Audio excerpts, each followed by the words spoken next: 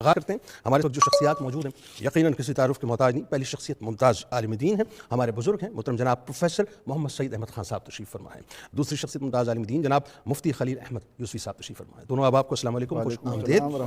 آغاز کرتے ہیں۔ شہر رمضان الذی انزل فیہ القرآن، یہ مجھے آیہ مبارکہ ہی صرف نہیں لگتی پروفیسر صاحب، بلکہ یہ تو پورا ایک منشور ہے، ایک آئین ہے مسلمانوں کا۔ اس آیت کا جو ابتدائی حصہ ہے یعنی نزول قرآن کے حوالے سے ذرا اس کے شان نزول سے آغاز فرمائیے، اور تمام سننے والے مسلمانوں کو جھنجھوڑیں صاحب کہ بنیادی طور پہ رمضان ہم سے چاہتا کیا ہے، بتائیے۔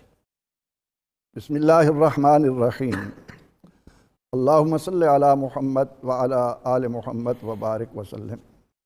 بڑی ہی خوبصورت بات آپ نے فرمائی کہ اس ماہ مبارکہ کی عظمتوں کا راز ہی قرآن پاک کا نزول ہے۔ جناب اس ماہ رمضان میں ہم جتنی عبادات بجا لاتے ہیں، ہمارے جتنے معمولات ہیں، وہ تمام کے تمام آ کر اسی ایک نقطے پر منتہی ہوتے ہیں کہ اے مسلمان، تو نے روزہ رکھ کر، رات کا قیام کر کے، نوافل ادا کر کے اپنے آپ کو قرآن سے کتنا قریب کیا ہے۔ قرآن پاک کی اس آیہ کریمہ کا انداز دیکھیے کہ ارشاد ہوتا ہے کہ شہر رمضان، اے لوگو رمضان کا مہینہ۔ پھر بتایا کون سا مہینہ؟ الذی انزل فیہ القرآن، یہ وہ مہینہ ہے جس میں قرآن اتارا گیا۔ اب یہی ایک بات ہر سننے والے کو اس حقیقت کی طرف متوجہ کرتی ہے کہ کیا بات ہے اس عظیم کتاب کی کہ جس رات میں اترا وہ رات تمام راتوں کی سردار، اللہ، جو فرشتہ لایا وہ فرشتہ تمام فرشتوں کا سردار، اللہ اکبر، جس انسان پر نازل ہوا وہ تمام رسولوں کا، اولاد آدم کا سردار، اللہ اکبر، جس لمحے میں آیا وہ لمحہ ہزار راتوں سے افضل قرار دیا گیا۔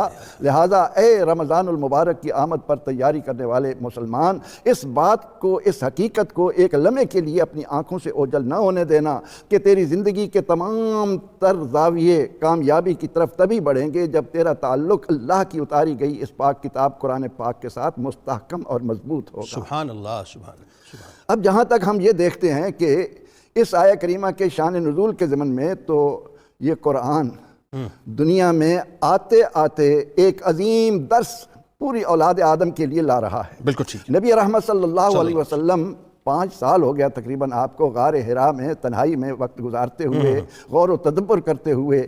جب 40 برس پورے ہوئے تو جبریل امین علیہ السلام آتے ہیں، اور آ کر آپ کے ساتھ جو مکالمہ ہوتا ہے وہ مکالمہ قابل غور ہے، اس میں توجہ دینی چاہیے جناب کہ وہ آ کر آپ صلی اللہ علیہ وسلم سے عرض کرتا ہے کہ اقرأ، پڑھیے۔ پڑھیے۔ اس کے جواب میں سرور دو جہاں صلی اللہ علیہ وسلم یہ نہیں فرماتے کہ پڑھاؤ، کیا پڑھوں؟ نہیں، آپ کا جواب یہ ہے کہ ما انا بقارئ، میں پڑھنے والا نہیں، میں نہیں پڑھوں گا۔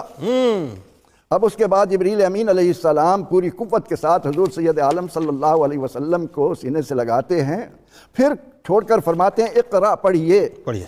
آپ کا وہی جواب ہے، میں نہیں پڑھوں گا۔ جو لوگ اس کا ترجمہ کرتے ہیں کہ میں پڑھ نہیں سکتا، وہ جاہل ہے۔ اس کی یعنی انتہائی کم مائگی کا یہ تصور ہے۔ وہ کب کہہ رہا ہے کہ آپ پڑھ سکتے ہیں؟ یعنی آپ کے بارے میں یہ کہنا کہ کوئی آپ سے کہے کہ میرے ساتھ یہ پڑھیں اور وہ کہے جی میں نہیں پڑھ سکتا۔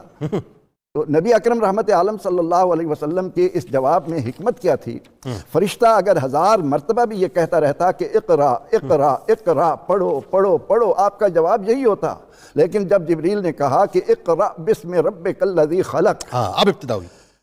مقصد کی نشاندہی ہونے پر آپ صلی اللہ علیہ وسلم نے اس بار یہ نہیں فرمایا کہ میں نہیں پڑھ سکتا، میں نہیں پڑھوں گا، بلکہ فرمایا کہ اسی انتظار میں تو 5 سال گزار دیے۔ اللہ اکبر۔ اور اس عمل سے آپ صلی اللہ علیہ وسلم نے قیامت تک آنے والی اولاد آدم پر واضح کر دیا کہ یہ جو علم ہے، جاننا ہے، پڑھنا ہے، وہ بلا مقصد نہیں ہونا چاہیے۔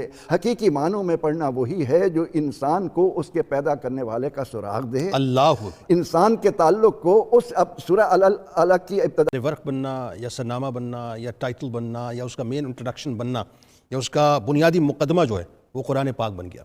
کسی اور مہینے کے سر اقدس پہ جو ہے یہ تاج نہ سجا جو رمضان المبارک کے سر اقدس پہ سجا قرآن کی صورت میں۔ تو قرآن کے بغیر رمضان نہیں، رمضان کے بغیر قرآن نہیں۔ ذرا آئیے بتلائیے کیا تعلق ہے؟ بسم اللہ والصلاۃ والسلام علی رسول اللہ۔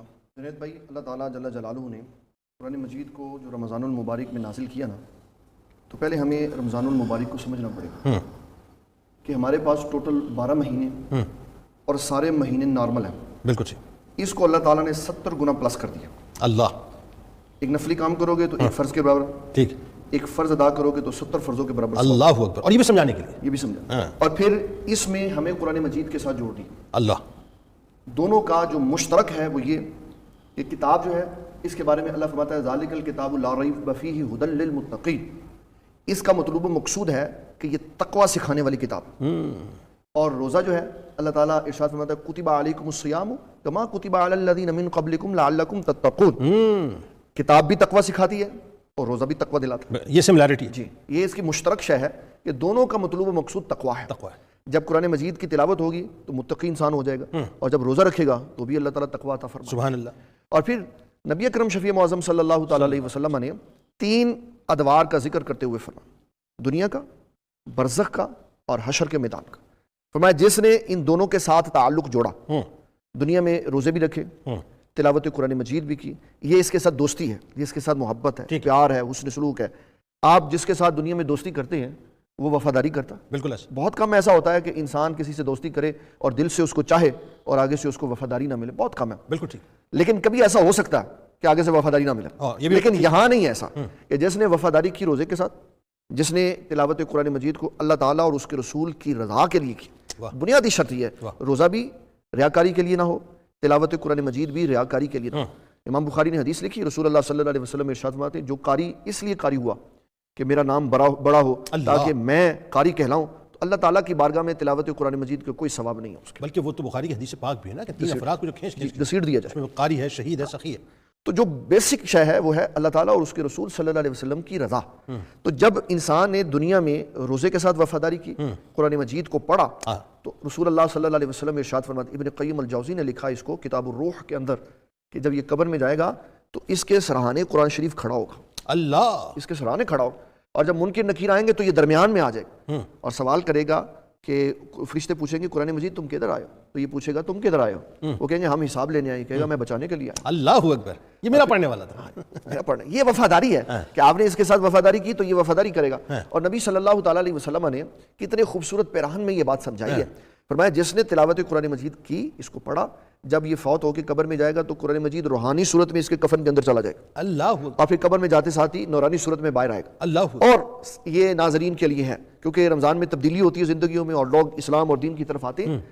قرآن مجید قبر میں روشنی کرے گا. اللہ. روشنی کرے گا. اللہ. اور ابن قیم الجوزی نے لکھا کہ ابھی روح نہیں آئی ہوگی جس سمے, تو گھٹنے پہ کوئی ایسے دستک دے گا تو میت اس کے اندر روح واپس لوٹائی جائے گی, اور وہ پوچھے گا یہ کون بندہ بیٹھا ہوا ہے میرے پاس. تو کہا ایک اس کے دائیں گھٹنے پہ بیٹھا ہوگا, ایک پاؤں کی طرف ہوگا, ایک بائیں گھٹنے میں, اور ایک سر کی طرف. پوچھا جائے گا کون, کہا میں ادھر نماز ہوں, ادھر صدقہ ہوں, ادھر روزہ ہوں, ادھر تلاوت قرآن مجید, اور ان کے چہروں سے نور نکل رہا ہوگا اور قبر منور ہوگی. سبحان اللہ. اگر قبر منور کرنی ہے تو نماز تہجد اور قرآن مجید کی تلاوت کو لازم کرنا. یعنی قرآن پاک بنیادی طور پر آپ کا اصل ایسٹ ہے جو آپ کے ساتھ جائے گا نا, جو آپ کا پروٹیکٹر ہے. ہمارے ہاں جنید بھائی جو ثواب کا کانسیپٹ ہے نا وہ ختم ہو گیا. یہ ثواب ہے اور یہ سب سے بڑی کرنسی ہے جو روح نکلنے کے بعد چلنی ہے. بالکل ٹھیک ہے. اس کی طرف توجہ کرنی ہے کہ جو ہم اپنے لیے پڑھ رہے ہیں وہ ہمارے لیے آخرت کا اثاثہ ہے اور آخرت کے لیے سٹور ہو رہا ہے. پھر نبی صلی اللہ تعالیٰ علیہ وسلم نے ارشاد فرمایا کہ قیامت کا دن ہوگا جب حساب و کتاب ہوگا تو قرآن مجید سامنے آ جائے گا اور کہے گا مولا میں نے اس کو راتوں کو سونے نہیں دیا. روزہ کہے گا میں نے حلال چیزوں سے اس کو روکے رکھا. اب ہم یہ اللہ تعالیٰ کی بارگاہ میں عرض کرتے ہیں کہ ہماری سفارش اس کے حق میں قبول کی جائے, اور رسول اللہ صلی اللہ علیہ وسلم ارشاد فرماتے ہیں جب سفارش قبول کی جائے گی تو اللہ تعالیٰ قرآن مجید اور رمضان کی وجہ سے بخشش فرمائے. صبح. اچھا ایک بات دیکھیں آپ کے مصحف ابراہیمی کی ہم بات کریں یا ہم تورات انجیل کی بات کریں, اللہ تعالیٰ نے رمضان کا مہینہ خاص طور پہ چنا, اور بدرجہ اولا قرآن پاک کے لیے جب ہم اس شب قدر کی بات کرتے ہیں تو لوح محفوظ سے آسمان دنیا پہ اس کو اتارا گیا.